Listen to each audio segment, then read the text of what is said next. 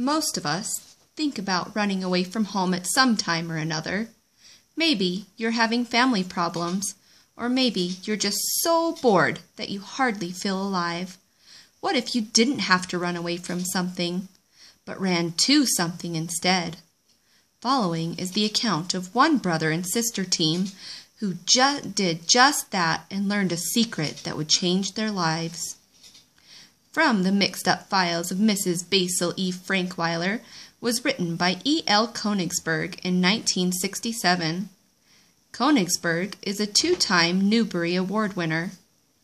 For her book, From the Mixed-Up Files of Mrs. Basil E. Frankweiler, Konigsberg won the Newbery Medal for the most distinguished contribution to American literature for children in 1968. This book was medal-worthy because it provides children with an honest and relatable account of a childhood problem. Children want to know that their concerns and troubles are taken seriously, and they want to feel important. The main character in the story, Claudia, learns that having a secret to keep helps her feel important enough to go home. The genre of the mixed-up files is realistic fiction. The characters and events told about in this story are not real people or true events, but they could be. There is not any magic or any supernatural creatures or events. This makes the story easily relatable to children because they could have the same problem as the main characters, and they could see themselves solving it much the same way. We could also say that this story falls under the contemporary realism definition because the issues the children in the story face are relevant to today's children. We could say that the conflict in the story is timeless. The only thing that slightly dates the story is the amount of money the children have to pay for things while they're on their adventure. This story begins with Mrs. Basil E. Frankweiler writing a letter to her lawyer, Saxonburg. We get to read parts of her letter throughout the story. We don't know exactly why, though. The letter to her lawyer is important until the end of the story. After the prologue, the heroine, a sixth grader named Claudia, decides that she's going to run away in comfort. So instead of running away from somewhere, she decides to run to somewhere. Somewhere indoors and comfortable. Claudia, or Straight A's Claudia as she calls herself, chooses her 9-year-old brother Jamie to be her companion when she runs to somewhere. She chooses Jamie out of her 3 brothers because he is very good with money and has savings. She also chose him because he can stay quiet. Now you're probably wondering why Claudia would want to run away. Claudia wants to run away because of many injustices she has suffered, because her parents do not appreciate her and she feels unimportant.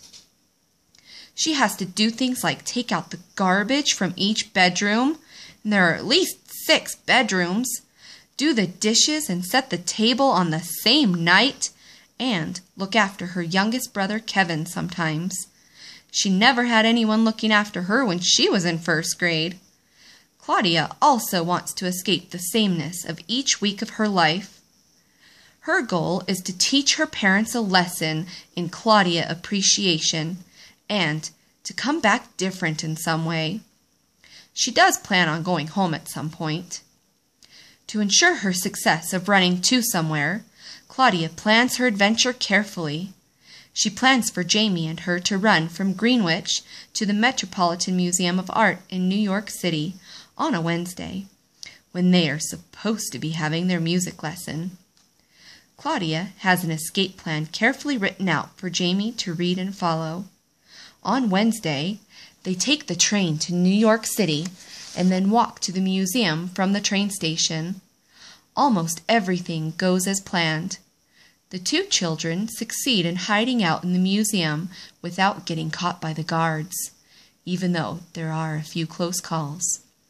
They sleep in an antique bed each night and take baths in the fountain, where they also find money to pay for necessities.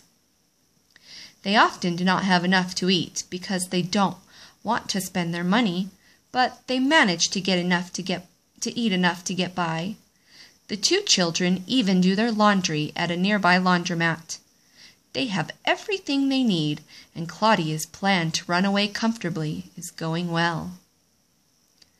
While the children are at the museum, though, a statue named Angel, hoped to be the work of Michelangelo, comes to the museum. The museum is not sure who sculpted the statue. The museum purchased the statue from a Mrs. Basil E. Frankweiler for only $225. Claudia and Jamie decide to solve the mystery of the statue and end up finding a clue on the statue's pedestal. They also go to a nearby library to do some research on Michelangelo and the statue. They think they have enough evidence to prove who created the statue, so they send an anonymous letter to the museum. It turns out, though, that the museum already knew about the clue, but they said it is not convincing enough evidence. Claudia is very disappointed by this, because she thought solving the mystery would make her feel important, and then she could go home happy. At this point, Claudia and Jamie decide that the only thing left to do is go to Mrs. Basil E. Frankweiler's home in Connecticut, because she has been the one who sold the statue to the museum for only $225. When the children get to Mrs. Frankweiler's house, she agrees to meet with them, and she knows that they are the missing children from Greenwich. She feeds the children and lets them clean up. Then she makes a deal with Claudia to allow the children to look through her mixed-up files for information on Angel, the statue, in exchange for a narrative of their time as runaways living in the Metropolitan Museum of Art. Mrs. Frankweiler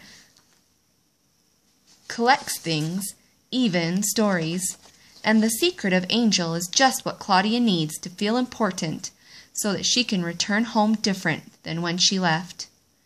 Mrs. Frankweiler understands Claudia because she enjoyed keeping the secret of the statue for many years.